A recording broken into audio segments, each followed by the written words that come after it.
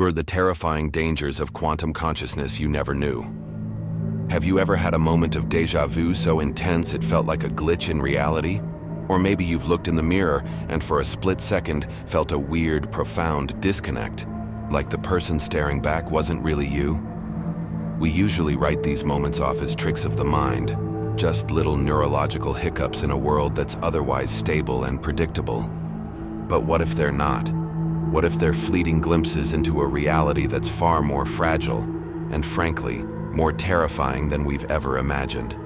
What if the very act of being aware, your consciousness, doesn't just perceive the world, but actively writes it into existence? And what if sometimes it makes a typo? This isn't just a late-night philosophical question. It's a possibility that's hiding in the strangest corners of quantum mechanics. A theory so bizarre, it suggests that reality itself might be dangerously unstable, shaped by the unpredictable power of our own minds. So, get ready, because we're about to explore the chilling idea that your own awareness could accidentally rewrite the world, creating a distorted reality you can no longer control. Section 1. The Observer in the Code. To even begin to wrap our heads around this, we have to start with the most famous and unsettling idea in all of physics, the observer effect. Back in the early 20th century, physicists doing the double-slit experiment found something that just completely shattered our concept of reality. When they shot tiny particles, like electrons, at a wall with two slits in it, the particles acted like waves, passing through both slits at once. It's like they existed in a state of pure potential, a ghostly cloud of all possible paths. But the second scientists tried to peek. The moment they placed a detector to see which slit a particle actually went through, everything changed. The act of observation, of just looking, seemed to force the particle to choose a single path. The wave of potential collapsed into one definite reality. Now, for over a century, the mainstream scientific view has been that this observation is just any physical interaction. It doesn't have to be a conscious mind. But a radical fringe interpretation has been lurking in the shadows of physics, asking a terrifying question. What if the key ingredient isn't the machine, but the mind that reads the machine?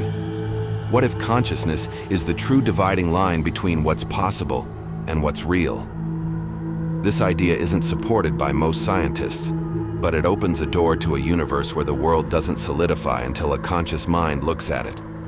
It suggests your mind isn't just along for the ride, it's the co-pilot, and the flight plan is being written as we speak. Section 2. The quantum ghost in your brain. Okay, for any of this to be more than a wild metaphor, consciousness itself would need to run on quantum rules. For decades, that idea was laughed out of the room. The brain, critics correctly pointed out, is a warm, wet, and chaotic place, way too messy for the delicate quantum states to survive. But that certainty is starting to show some cracks. A controversial but persistent theory called orchestrated objective reduction, or ORC-OR, was put forward by physicist Sir Roger Penrose and anesthesiologist Stuart Hameroff. They suggested that consciousness comes from quantum computations happening inside tiny protein tubes in our neurons called microtubules. In this model, every conscious moment is, literally, the collapse of a quantum wave happening inside your own head. For years, ORC-OR was seen as pure speculation. But some recent findings have offered some tantalizing, though still heavily debated, clues. Studies have shown that the way anesthetic gases switch off consciousness seems to be linked to quantum effects within these same microtubules. Another study found that giving rats a drug that stabilizes microtubules actually made it take longer for them to be knocked out by anesthesia, suggesting these structures are directly involved in our conscious state. And then, a team at Trinity College Dublin, using a novel MRI technique, reported finding evidence of what looked like quantum entanglement inside the brain. These signals seem to be connected to conscious awareness and short-term memory.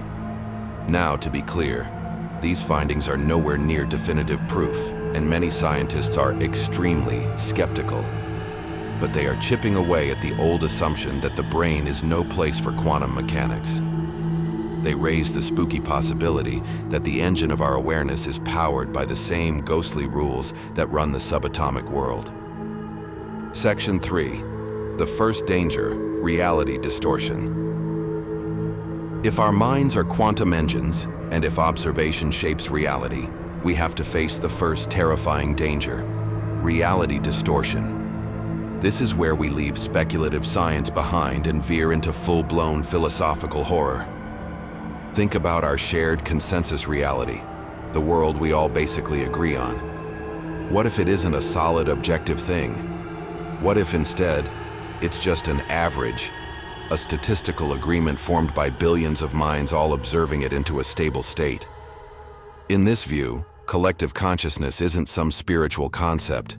It's a physical mechanism, collapsing endless possibilities into the one world we all share. But what happens if that consensus slips?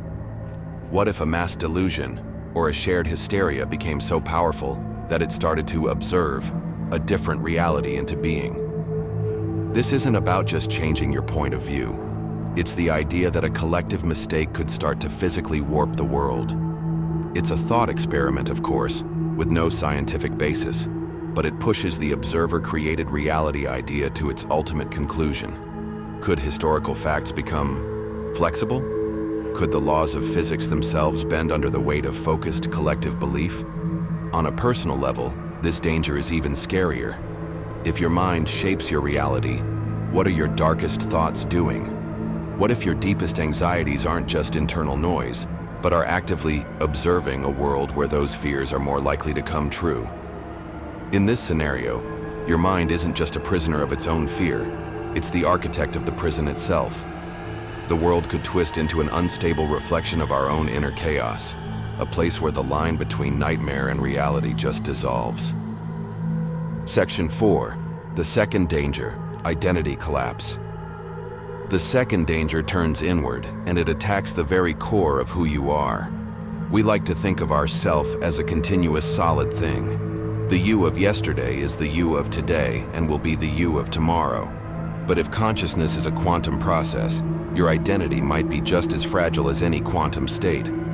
Some philosophical models suggest the self isn't one single entity, but a complex layered field of information, all held together by a kind of symbolic harmony. This coherence is what gives you a stable sense of you. But just like a quantum state, this field can collapse, a process called decoherence. This isn't just a metaphor for a mental breakdown, it's the idea that your very identity could literally fall apart. What could trigger something like that? Maybe a severe trauma that shatters your model of the world and yourself, or a deep obsessive thought pattern that forces the layers of your identity out of sync. You might experience it as a profound dissociation, a total loss of who you are, what some mystics call ego death. In that state, the story of your life, your memories, your personality, the very code that makes you you, would just stop vibrating together. You'd be left as a ghost in your own machine, an observer with nothing left to observe. Your identity isn't a rock, it's a delicate resonance, and if the song stops, the self can simply end. These ideas are, let's face it, deeply unsettling. The thought that our minds aren't just passive observers, but are fundamentally tangled up with the creation of reality, challenges everything we think we know. If these thought experiments have you questioning things, tell us in the comments which of these dangers you find the most terrifying. And if you enjoy diving into the strange borderlands of science and philosophy, please subscribe and turn on notifications so you don't miss our next trip into the unknown. Section 5. The third danger, existential oblivion. The last danger is maybe the most mind-bending of all because it messes with the very nature of life and death.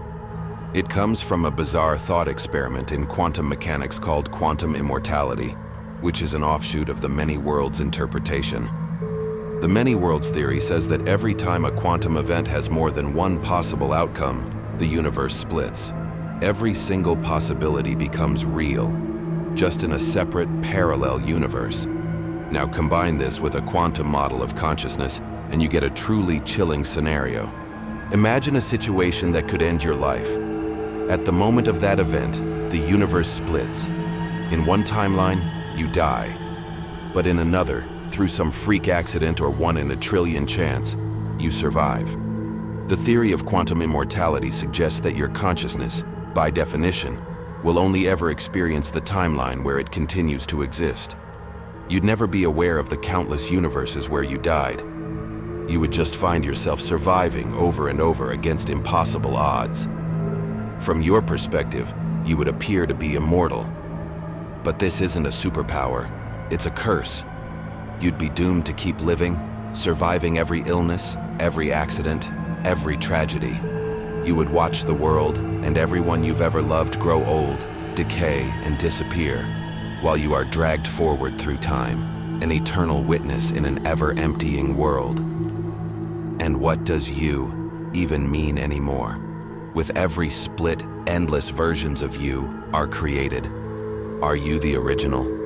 Is there an original?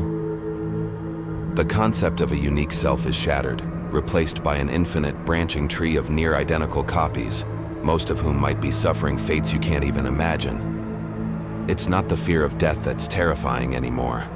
It's the fear of being unable to die. The theories we've walked through today, reality distortion, identity collapse, and existential oblivion, are not established science. They are speculative trips to the wildest, most frightening edges of what we think we know. They are what happens when we take the weird rules of the quantum world and ask, what if these rules apply directly to us? While the scientific mainstream remains skeptical, and the lack of hard proof keeps these ideas firmly in the realm of philosophy, they are powerful, unsettling thought experiments. They force us to wonder if the solid, predictable world we see every day is just one page in a much larger, stranger, and more interactive story. A reality where the line between the one who sees and the thing being seen isn't just blurry, but might not be there at all. So the next time the world feels a little off, when you have one of those moments that seems to defy logic, or you catch a glimpse of something impossible out of the corner of your eye, ask yourself a question. Are you just watching reality happen, or are you the one writing its next line of code?